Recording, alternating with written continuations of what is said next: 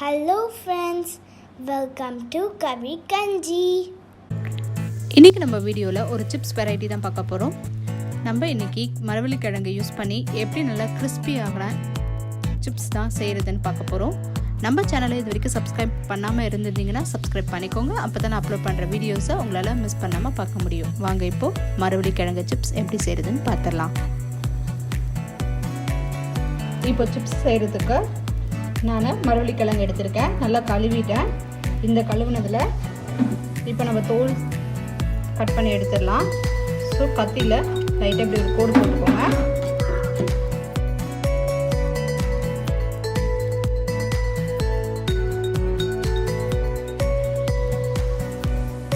இப்போ தோல் நல்லா சீவிட்டு வாஷ் பண்ணியாச்சு. இதை நம்ம சீவிடலாம்.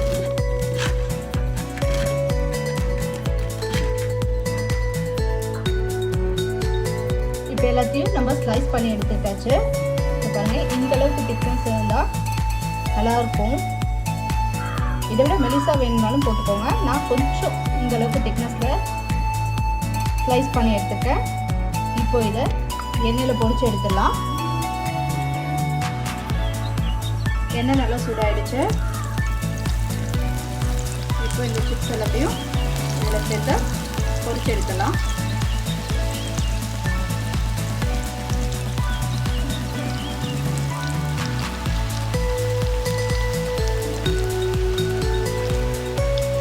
ரொம்ப க்ரௌடடாக போட வேண்டாம்,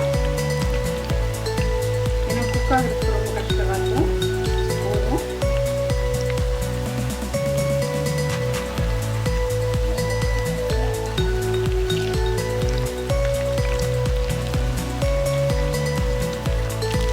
இதை கொஞ்சம் திருப்பி விட்டுக்கோங்க. அப்போதான் ஈவனாக எல்லா சைடும் கிறிஸ்பியாக குக் ஆகும்.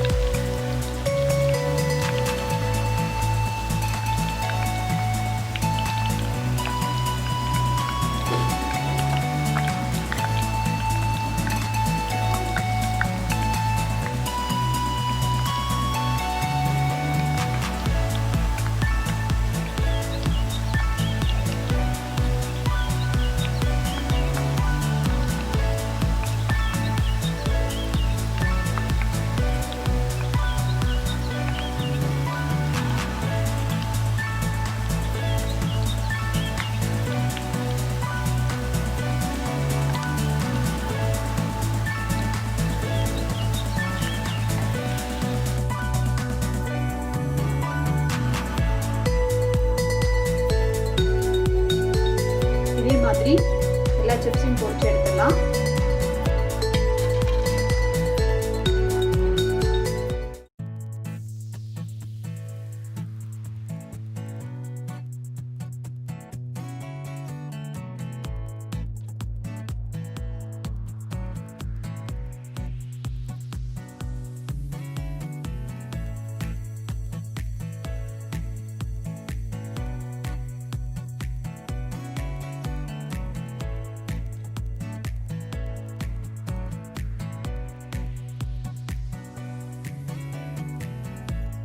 இப்போ சிப்ஸை நல்லா ஃப்ரை பண்ணி எடுத்துகிட்டு வந்தாச்சு. இப்போது இதுக்கு கலக்கிறதுக்கு ஒரு மசாலா ரெடி பண்ணலாம். அதுக்கு ஒரு பவுலில் ஒரு 1/2 ஸ்பூன் அளவுக்கு உப்பு சேர்த்துக்கலாம். ஒரு 1/2 ஸ்பூன் அளவுக்கு வெறும் மிளகாய் தூள் சேர்த்து நல்லா மிக்ஸ் பண்ணிக்கலாம்.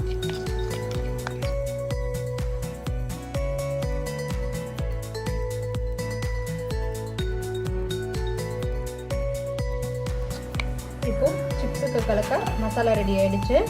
இதை லைட்டாக தூவி விட்டு நல்லா மிக்ஸ் பண்ணி எடுத்துக்கலாம்.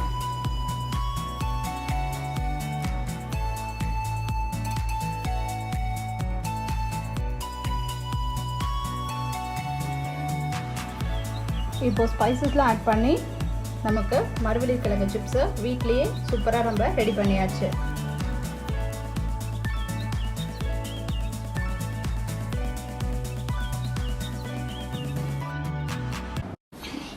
Thanks for watching this video. உங்களுக்கு இந்த வீடியோ பிடிச்சிருந்துச்சுன்னா லைக் பண்ணுங்கள், ஷேர் பண்ணுங்கள், கமெண்ட் பண்ணுங்கள். மறக்காமல் எங்கள் சேனலை சப்ஸ்கிரைப் பண்ணுங்கள். பக்கத்தில் இருக்கிற பெல் ஐக்கானையும் ப்ரெஸ் பண்ணுங்கள்.